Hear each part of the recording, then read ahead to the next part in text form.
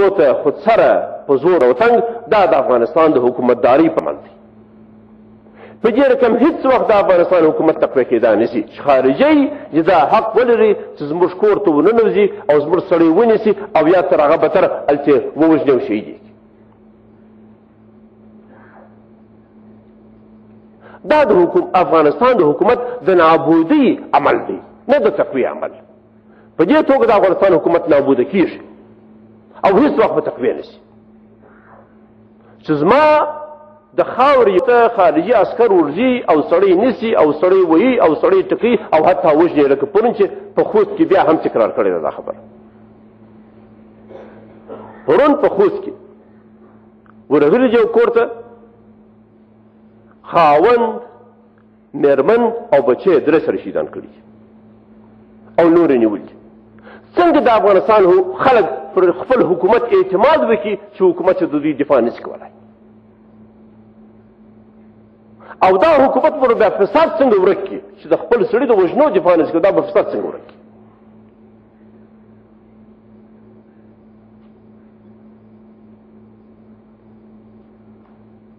او یا د خلکو نیول پر خپل سر بنجانول.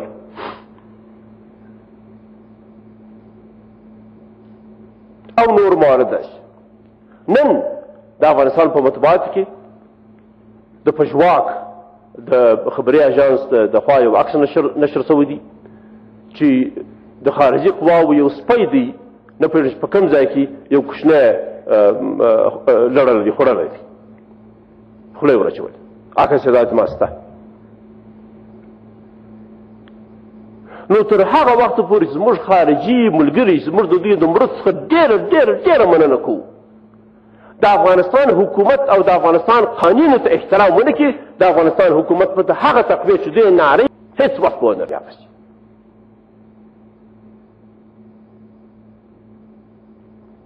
په دې سلسله کې مې اقدامات دا 15 شپږ ښکاره کړي دي. آخرین اقدام مو تېره میاشت وکړي چې د امریکې حکومت مفصل لیست زموږ د خواهش او د غوښتنو ولېږي چې زموږ کور ته به نه ورننوځي، زموږ کلي به نه بمباري کوي، زموږ خلک به نه نیسي پر خپل سر. دا حق لري، دا د افغانستان د حکومت واک دی او دا زموږ د قانون وظیفه چې دا وکړي.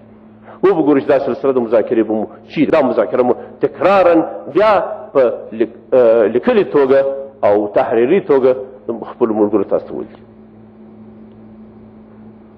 نو تر هغه چې داخلي عوامل خپل اصلاح نه کړو، زورچاوي چې په موږ کې دي، که حکومتي دي، که د نظام دي، که د قانون دي، او که زموږ خپل ملي ټولنیز مشکلات دي، او تر هغه چې زموږ خارجي ملګري د افغانستان قانون ته احترام ونه کړي او د افغانستان د کورو او د عنعنې احترام ونه کړي او زموږ د خلکو د ژوندانه احترام ونه شي او موږ دا ونه کړای شو چې تثبیت کړو، حکومتداري په افغانستان کې ډېر مشکل کار وي.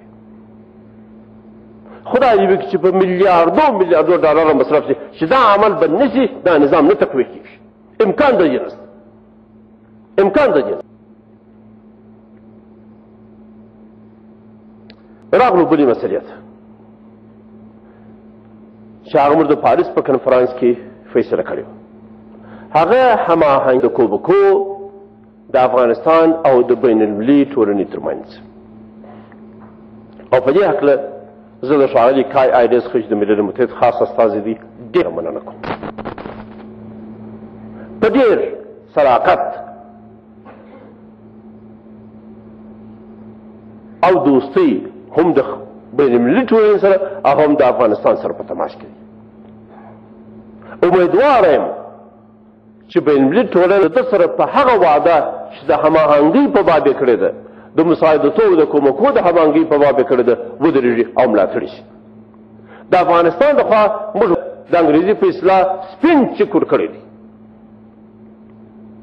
راباندې کوي، خبرې راته کوي، واضح حکومت کې دا عیب دی، په حکومت کې دا عیب دی، په حکومت کې دا عیب دی، او اصلاح او موږ ورسره منو. چیرې چې عیب وي دا زموږ به اصلاح کوو. اول به خپل عیب اصلاح کوو، بیا به بل ته وایو.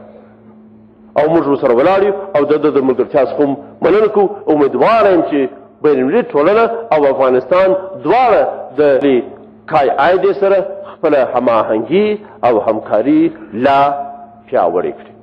که دا وسوله کوم په داخل کې جرأت د اقداماتو ډېر کوي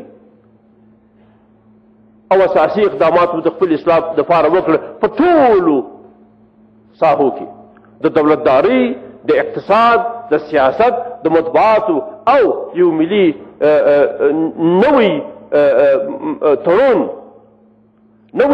نوی ملي قرارداد چې د بد سړي به واسطه نه کوو او د بد سړي به پوښتنه نه کوو،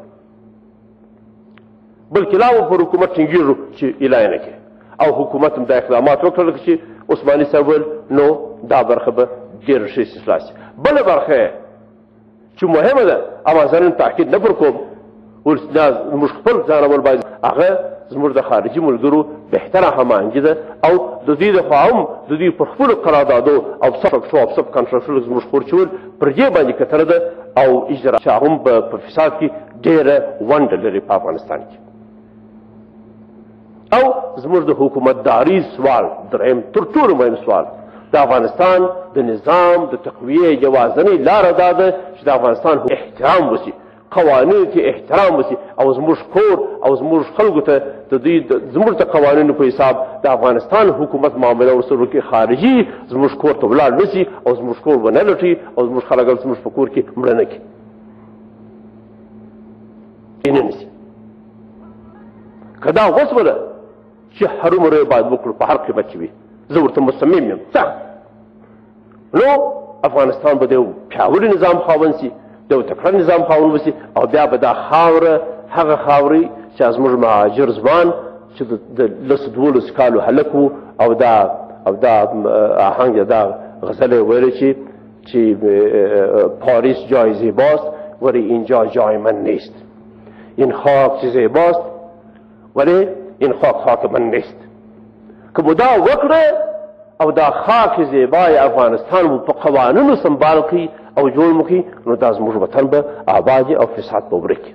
تر هغه اندازې شرایط ممکن وي. که مو ونه کړه او ونه درېدلو نو ژوند به په هماغه بدبختي او بیچارګي او دربدري او مفلسي او د نورو په احتیاج کې تېرېږي او خدای تعالی زموږ د هغه څه وساتي، بلکې خدای تعالی چې دا توان راکړي چې موږ هغه مرام ته ځان ورسوو چې د افغانستان د هر بچي ارزو ده چې پیاوړی، ثروتمند، پر خپلو پښو ولاړ او قدرتمند او قانونمند افغانستان وي. او بیا هم ډېره مننه کوم عثماني صاحب، بخیر باشین، خوش آمدین و کارتان ادامه بدین. من مطمئن هستم که همگی پشت استاد نشینده را مردم و حکومت و با امرایتان به هر عنوان استاد هستیم و کارت اول از دفتر ما شروع کن، اول در دفتر ما فساد پیدا کن، اول بیا پیش ما بر و پیش ملت افغانستان بر. اگر دفتر من اصلاح کردی ایدگاه زود دستی اصلاح میشن،